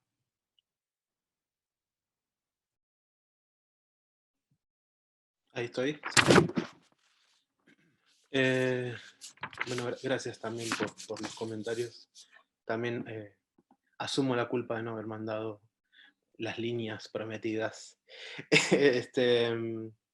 Por ahí, también quería hacer como unos comentarios, justo porque siento que me lo voy a olvidar, pero de la presentación de Mariano, como que me hacía, el video me parece, ya me hizo reír en los 30 segundos, me hizo reír, me parece que debe estar muy bueno en su totalidad. Y también pensaba que hay una expresión de Lauren Berlant que ya habla de la contrapolítica del objeto estúpido, que es como un diálogo que tienen Berlant y Ahmed en relación a pensar algo que, bueno, justo también recién dijiste, creo que está bueno para seguir como masticándolo, que tiene que ver con cuáles pueden ser las alternativas al encorsetamiento que muchas veces no solamente propone la promesa de la felicidad, que es el trabajo de Ahmed, ¿no?, como un imperativo cultural y como una forma industrializada de producir bienes subjetivos que orientan los cuerpos, sino también lo que Ahmed y Berlant diferencian como el giro afirmativo, que uno podría ahí incorporar el giro afirmativo de la historia. Y que justo ese giro afirmativo de la historia, en gran parte también tiene que ver con esta presión que muchas veces la academia o las ciencias sociales o el psicoanálisis, ¿no?, distintas disciplinas generan en relación específica hacia los modos en los que se elabora el trauma o a los modos en los que se vive con el malestar, ¿no? Entonces, como si el malestar, ella de hecho toma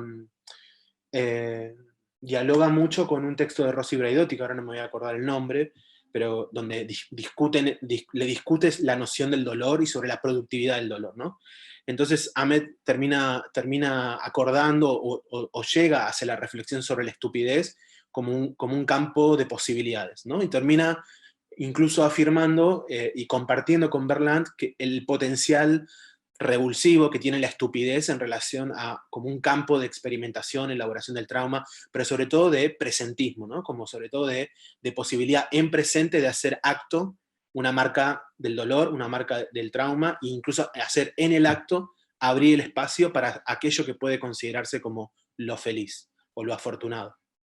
Y pensaba, quería hacer este comentario porque también digo, es importante, sobre todo cuando se menciona el trabajo de Daniela Arucena y Gisela elaboró sobre cómo ellas articularon esta gran categoría de las estrategias de la alegría, ¿no? En relación al trabajo de Roberto Jacobi y la relación con los redonditos de ricota, que muchas veces parece que esa alegría tuviera una imagen, digamos, muy estructurada, y se contraponen, ¿no? Como por ejemplo el resultado de mi investigación y la investigación de Lucas Di Salvo, lo que nosotros llamamos modos negativos del hacer, ¿no? Y pareciera que son como dos imágenes como contrapuestas, y en realidad son experiencias mucho más imbrincadas de lo que creemos, ¿no? Pero hay una carga moral tan grande en el momento y en el acto en que pronunciamos alegría o violencia, que muchas veces como es difícil lograr comunicar que efectivamente no consideramos que esos polos sean tan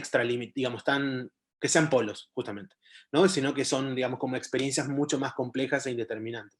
Por eso está, para mí, el trabajo sobre la desilusión, no solamente en mi investigación o para mirar el destape cultural o para mirar este tipo de prácticas, estas formas de conexión entre arte, políticas queer y memoria, no necesariamente tiene que ver con poner en valor aquellas experiencias negativas, sino poner en valor la negatividad como un registro más posible a partir del cual uno puede generar saltos de conciencia, formas de singularización subjetiva, o como también podemos ver, y eso lo vemos cuando abrimos Twitter ahora, la desilusión también puede ser un devenir fascista, ¿no? Puede activar formas de devenir fascista, ¿no? Entonces, tampoco, en mi caso, digo, tampoco se trata por romantizar el lado B, digamos, como el lado malhumorado de la historia, sino ver que efectivamente aquellos afectos o aquellas registros afectivos que pueden empujar a determinados sujetos a formas de producción y elaboración del trauma más incómodas,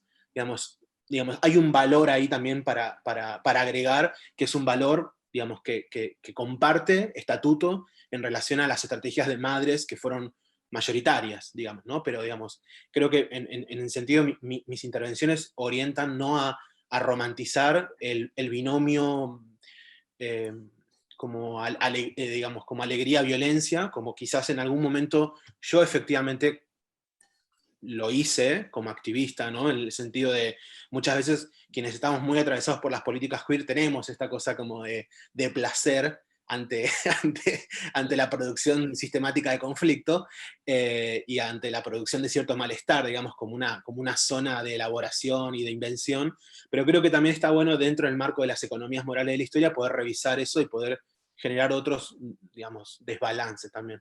Y en relación a la pregunta que hacía Martín, es lindo porque también en el 2018 José Esteban Muñoz como que reescribe su categoría de Undercommons y él trabaja específicamente la producción de Punk Commons, como un común del punk, ¿no? Y hace como una lectura específica, y a mí esa noción del punk que él maneja, que se parece mucho a la noción que él maneja sobre lo marrón, en el sentido de que no son marcas o imágenes somáticas unilaterales, sino que son en algún sentido como estatutos, ¿no? Como estatutos del sentir o como formas de conexión sentimental que reúnen, digamos, la colectividad y por otro lado la desesperación, ¿no? Entonces como incluso la desesperación, el hastío y el cansancio pueden ser plataformas de organización de un común. Sirven mucho para pensar la década de los 80 en Argentina, porque uno mira el arte argentino de los 80 y es muy difícil no ver una marca de lo que, por ejemplo, hace unos años también trabajamos con Francisco Lemus, como un camp zafado, ¿no? Como un camp violento, como, donde hay pornografía, donde hay violencia, donde hay cuerpos rotos, y donde están las divas, y donde están, digamos, las estrellas de Hollywood, pero al mismo tiempo está todo ese imaginario, digamos, tradicional del camp, pero también con una marca violencia del collage, del graffiti, de la tinta negra, del xerox, de la fotocopia, ¿no? Entonces ahí hay como también otro híbrido, ¿no? También muy, muy interesante, y en otros textos yo trabajo esas categorías de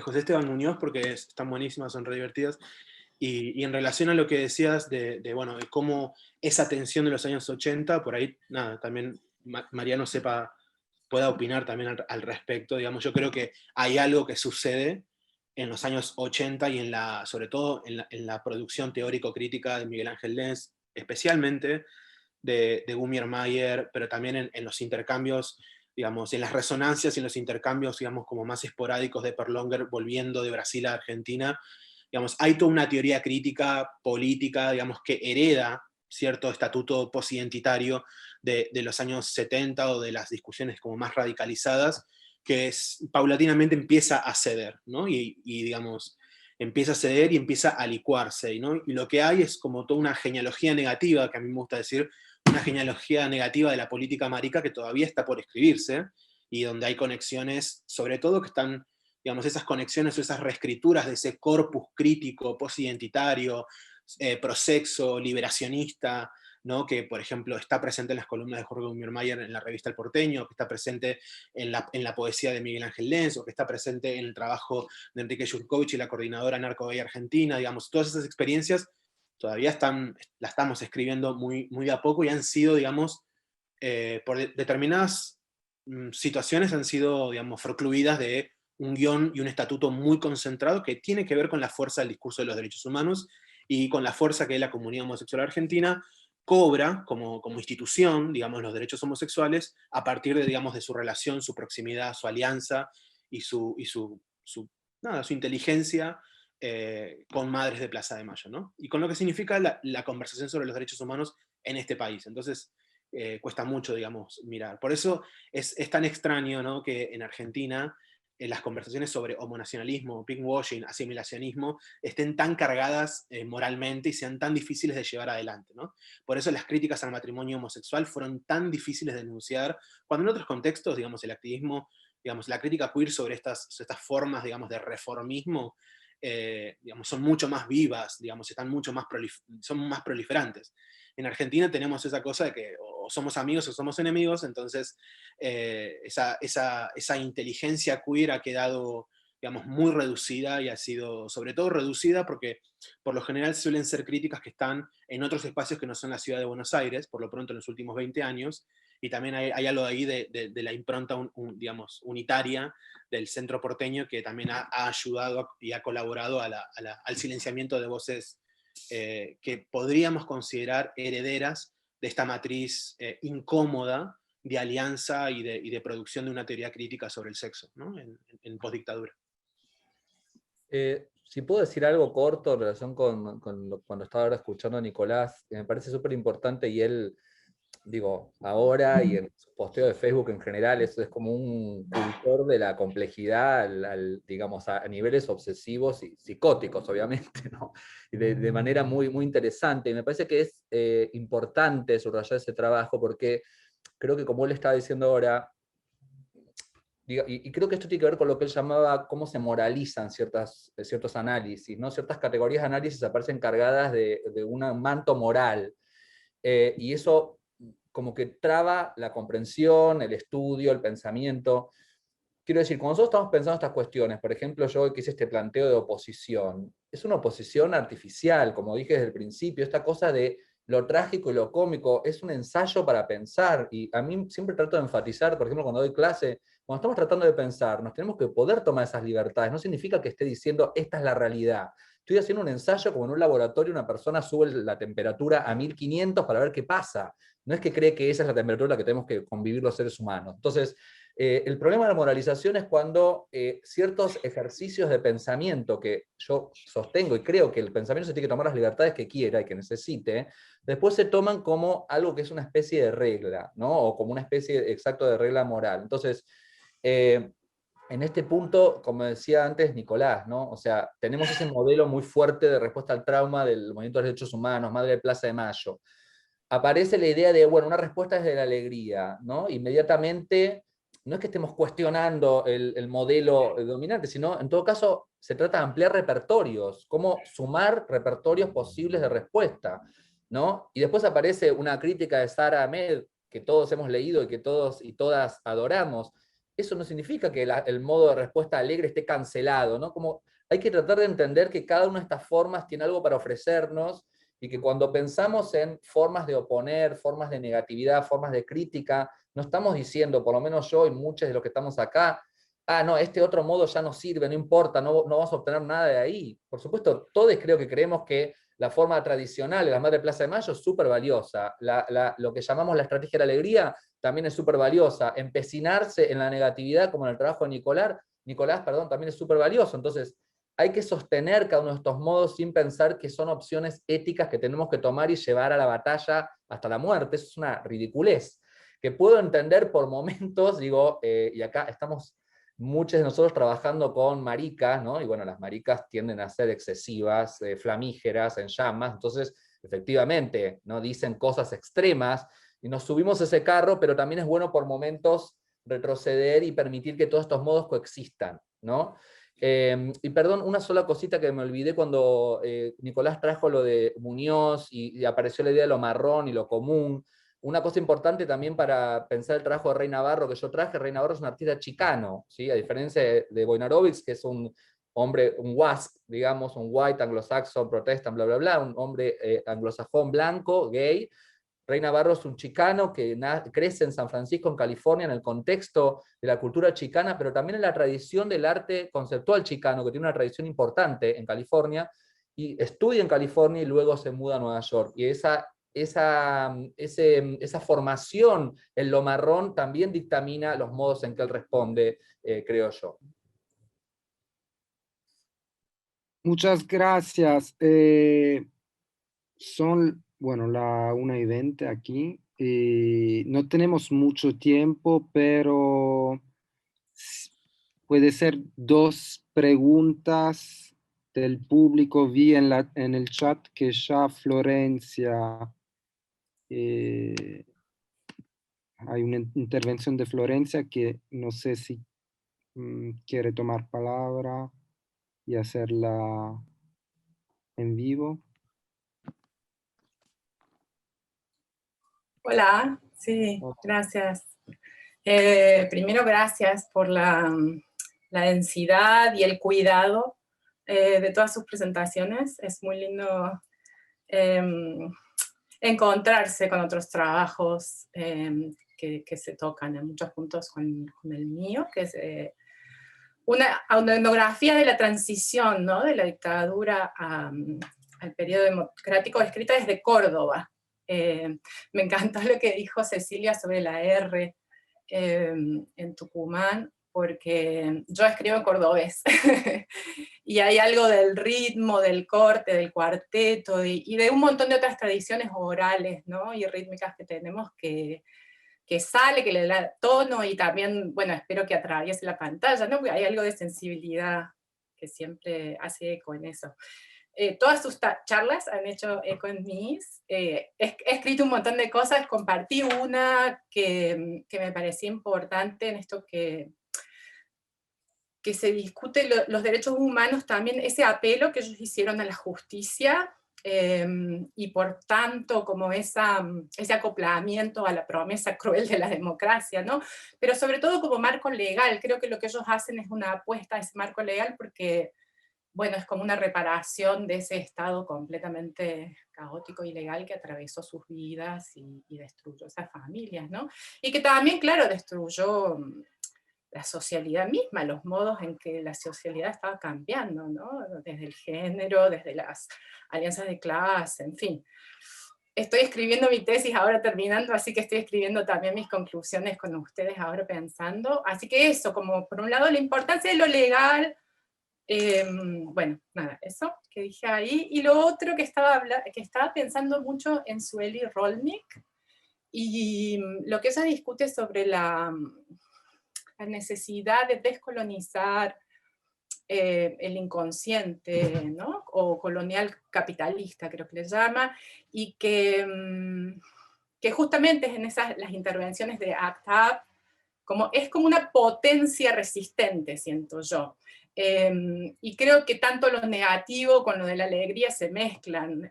Lo de Cecilia pensaba, bueno, pero Macri llegó a ser presidente bailando con globos amarillos en el escenario, o sea, la alegría actúa, moviliza desde todos lados, ¿no? Pero ¿qué carga le ponemos? Yo muchas veces me pongo el tema de la Versuit cuando estoy escribiendo los 90, ¿no? Y que se vayan todos, porque es eso lo que me sale, y eso hay que trabajarlo, porque no son solo, y eso es lo que yo quiero trabajar en mi tesis, no son solo los traumas y lo que contamos sobre el trauma y las historias ya establecidas sobre el trauma, sino como el trauma sigue reverberando en nuestros cuerpos, produce comunidad desde sí, la pérdida y el dolor, pero también otras afiliaciones, ¿no? Así que, nada, eso. Espero que esto esté grabado porque lo voy a transcribir y lo pongo en mi conclusión. Gracias a todos. Divino. Voy a enviar el enlace a la grabación la semana que viene. Entonces, sí, va a estar. Y hay la última intervención de Ramiro. Buenas, ¿qué tal? Muchas gracias. Bueno, qué lindo escucharles a todos. También encontrar por estas pantallas a algunos compañeros de distintos lugares. Me quedé pensando, particularmente por la afinidad con los temas, también por los intercambios en otros ámbitos con Nico, sobre la necesidad de construir también, y un poco también en relación a esta mención de Florencia de la alegría en la estrategia del Macri bailando, ¿no? Digamos, que en algún punto pensar la desilusión, una historia de la desilusión democrática en general, en contraposición a esa construcción de la primavera democrática, lleva también, me parece, o nos debería llevar a cuestionar un poco más, o poder pensar más profundamente esas cartografías de políticas y de estéticas que aparecen en esos primeros años 80, y al menos, y también, digamos, en ciertas, así como en los estudios de historia reciente, cada vez más decimos, no se puede pensar a la dictadura simplemente como ruptura, ¿no? Digamos, y pensar las continuidades, tampoco podemos dejar de pensar esas continuidades de solamente la democracia como ruptura. Y ahí sigue habiendo, ¿no? Digamos, me parece que sí, la democracia sigue siendo pensada como una ruptura respecto a lo democrático, ¿no? al periodo dictatorial, y en esos centros, digamos, me parece que hay algo muy potente. Para ir a algo muy puntual de la exposición de Nico, el monstruo punk, si no me equivoco, era Mauri Kurbar, ¿no? Que al mismo tiempo era un activista, digamos, trotskista durante la dictadura, que dentro de los grupos contraculturales de los que formaba parte de esas formas de resistencia a la dictadura era el impulso de fiestas, inclusive siendo militantes de un partido clandestinizado, ¿no? Digamos, en la clandestinidad durante esos momentos, también con propuestas irreverentes para la ética y estética de las izquierdas, y, digamos, también obviamente irreverentes para un contexto de censura y represión como era el dictatorial. Ahí hay un puente concreto de cuestionamiento más profundo, inclusive de esas mismas contraculturas que se pueden seguir pensando, pero me parece que en esta lógica, que quizás, digamos, el trabajo de Silvia Schwarber, los espantos sobre la postdictadura y la estética, me parece que es una clave interesante para justamente cuestionar más estas continuidades desde la dictadura hacia la democracia, y no tanto desde esos 70, 75, 76, como ya me parece que está más explorado. Simplemente eso, y muchas gracias por este panel y por el evento en general, que entiendo que la semana que viene también hay un panel muy, pero muy potente. Muchas gracias. Sí, la semana que viene voy a enviar bueno, un mail con el enlace al video y también informaciones sobre el panel del 16 que organizamos con Emilio Krenzel, que está aquí, y donde participa Natalia Milanesio, que también estuve aquí en este panel. Bueno, muchas gracias y perdón si, bueno, son las 1:30 ya aquí, y fue, como todos dijeron, fue un panel muy, muy potente, muy interesante, y creo donde aprendimos muchos, creo. Entonces, muchas gracias. Y sí, voy a enviar un mail con el enlace y toda la información. Muchísimas gracias a todos y a todas. Y bueno, por quien quiere. Nos vemos la próxima semana. Gracias. Gracias nuevamente a todos, todas y todes.